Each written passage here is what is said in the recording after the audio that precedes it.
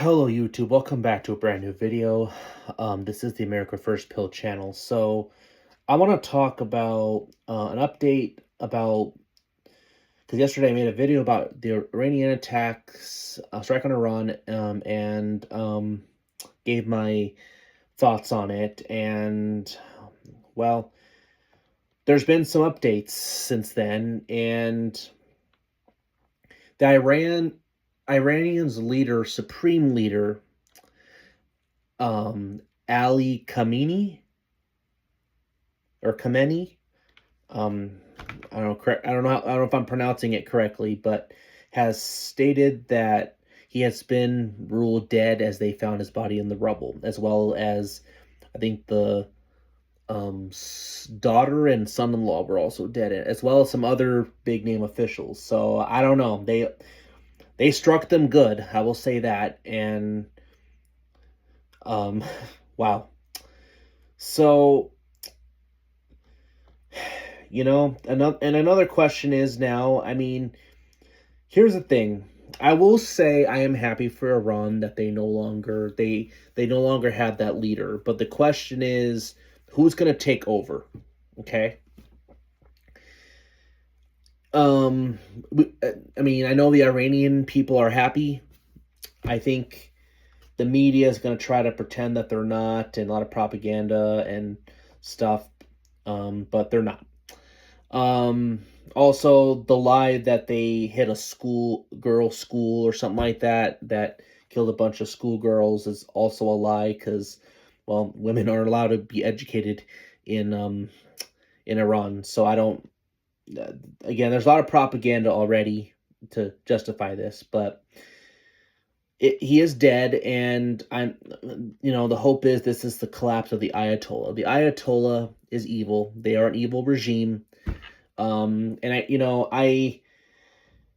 the thing. I understand the boomers and older Gen Xers remember the takeover more in Iran, and they were the ones that remember the Iran hostage situation that took place. I think it was in 1979 under Carter, and there's a lot of bitterness by older voters and Americans about Iran, and Iran isn't good. It's a tyrannical. They kill Christians, they kill Jews, they basically kill anyone that opposes Islam. And it's not a free place. It was the only theocracy in the world that's Islamic theocracy, the only theocracy in the world. So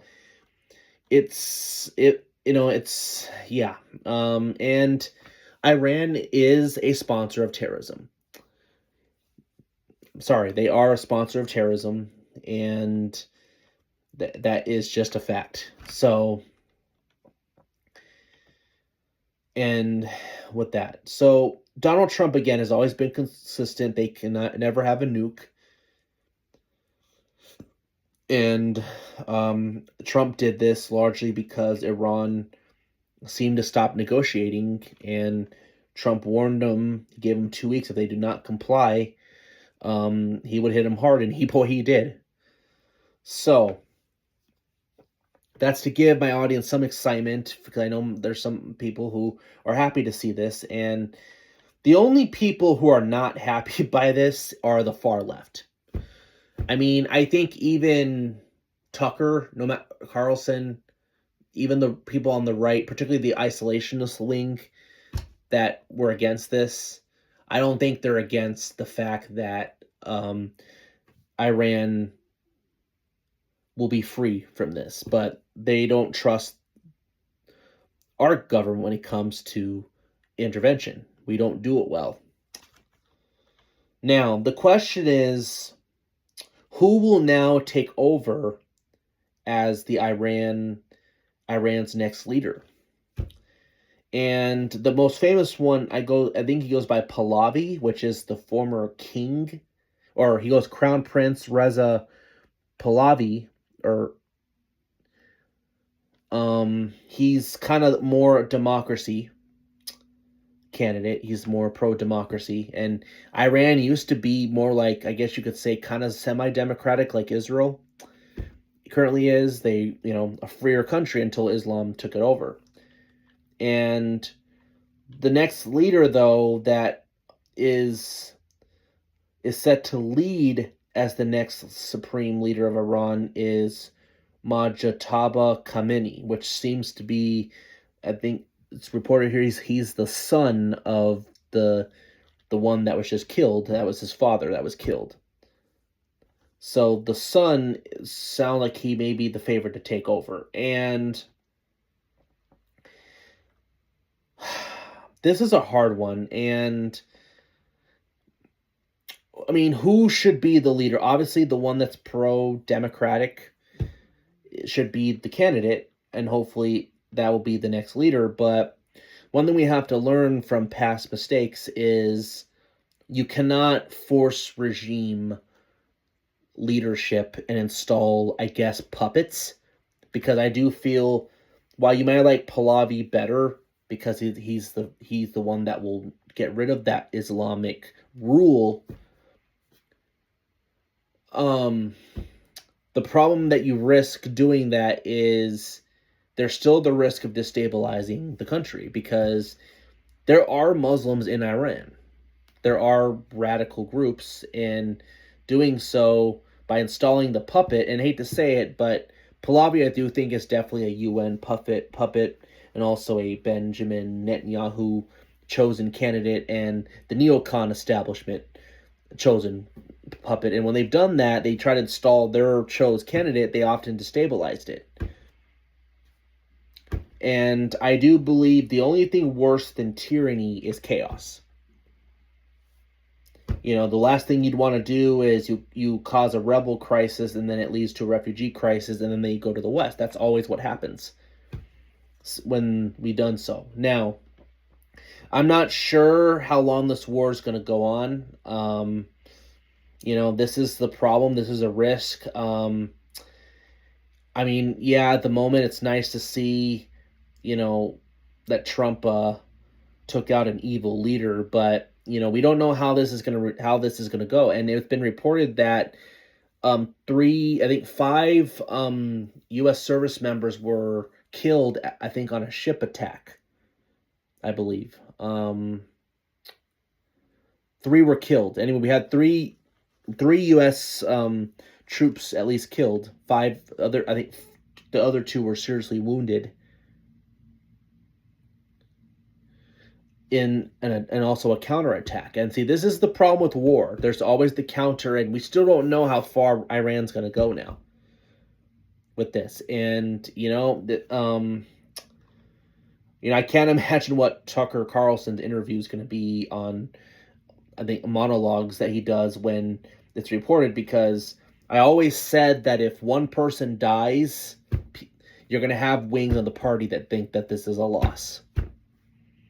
A war does guarantee that someone's going to die.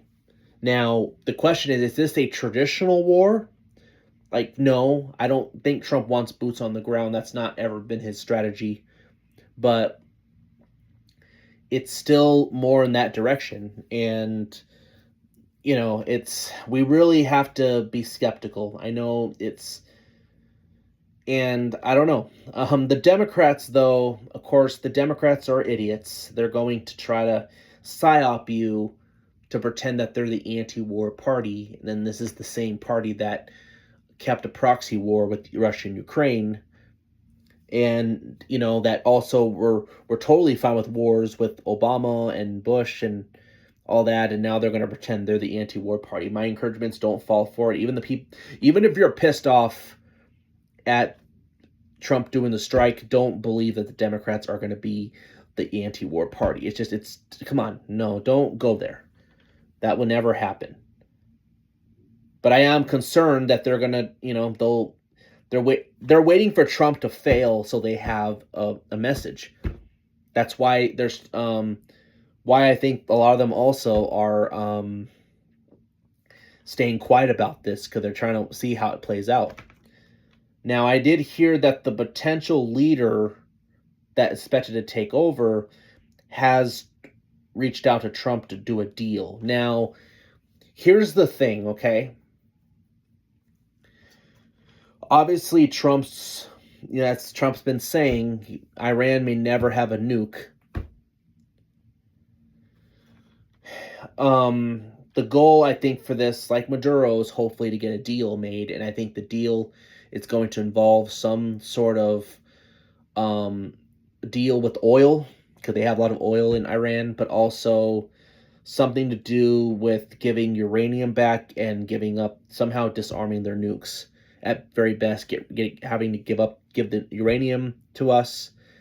That would basically prevent them being able to build a nuke. That seems to be what I think Trump's trying to get done. Which I think, if we can do that, that will do a lot of good. If for terrorism, because let's face it, it will. The goal is to try to bring peace in the Middle East, and the good part about all this is, despite some of the panicins on the right, and even Tucker Carlson, that has been a big more defender of the Arab nations,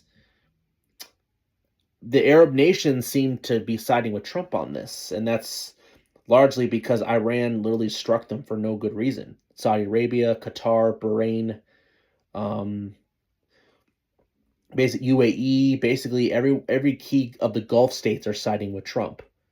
So, I don't know. I don't know how this is gonna do things, but I mean, we have no choice but to let it play out. I just pray that this does not get prolonged and they can make a deal. The faster this ends, the better it is for Trump. I am just terrified of a Newsom Kamala presidency. And I don't know. I hate to give them ammo.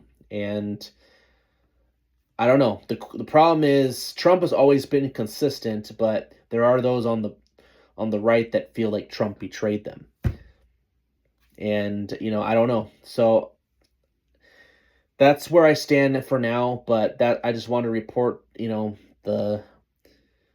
the killing of the leader, because that was a big deal, and report that these deaths of these troops. And I don't know, if Democrats win the midterms, they are going to impeach Trump, and they're going to use this, saying that Trump didn't use authorization from Congress to do this.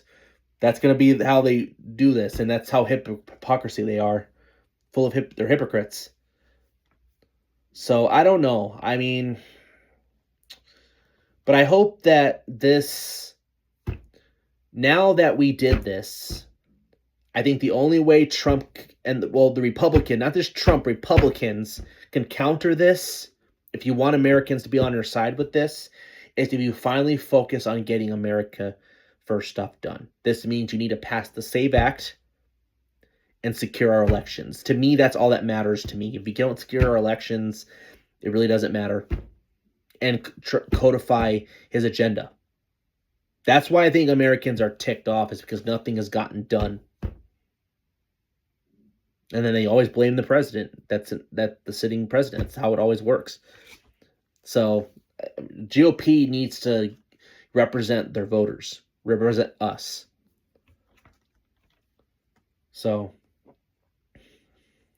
but I don't count on it. We have to primary a lot of them. So before I close this video, Matt Walsh made a pretty good point about this situation. And this is why I think a lot of people are going to be very skeptical of regime change wars. So he says, as always, I only support military action anywhere in any context if it directly serves the interests of the American citizens. It's troubling that the arguments we're hearing for this war, including Trump himself, seem to revolve primarily around bringing freedom to the Iranian people. As Americans, the freedom of the Iranian is not our responsibility. If a single American life is lost in the service of that goal, it will be travesty. Well, see, 3 people were killed because of this. And again, people don't even feel this was done on our behalf. It was done off Israel's behalf, a foreign nation's behalf. So it's what nobody can even come close is sufficiently explaining is how this war will first and foremost directly benefit American citizens. That is a case that needed to have been made clearly and convincingly before this move, and unfortunately I feel like it wasn't.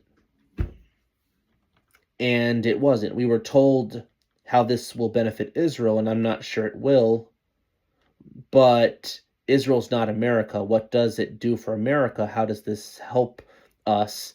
That needs to be explained to us. Yeah. And it isn't panicking or demonstrating disloyalty to demand those very basic answers. So calling Matt Walsh, Tucker Carlson, Alex Jones, I mean, you name it, that are skeptical of this, they have a right to be skeptical because, again, we want it to benefit America, and we don't want lives lost, and we don't want a refugee crisis. We don't want rebels in Iran destabilizing it, and then you cause a displacement. So, yes, he's right on that, I think. We hear about the danger of a nuclear Iran, but the odds, because we were told that Iran's nuclear capabilities had already been set back decades, we hear that this war will be over quickly and easily because Iran is powerless, which I hope is the case. I hope so. But the odds too, because if Iran is such a paper tiger, then how were they a danger to us in the first place? It seems hard to argue both that Iran is an essential threat to the United States and that we can topple them in 20 minutes with no casualties or negative downstreams. Well, fortunately, there was some casualties, not by the strike, but a retaliation. There was an attack, I think, on a ship it was, as I said earlier. Also, the political calculation really matters. A majority of Americans oppose this. That's just a fact. If it costs Republicans in 26 and 28, no matter how things work out for Iran, it will not be worth it. If a free Iran at the cost of Democrats' rule here at home is a bad deal, a free Iran for an unfree America would be just about the worst trade of the century.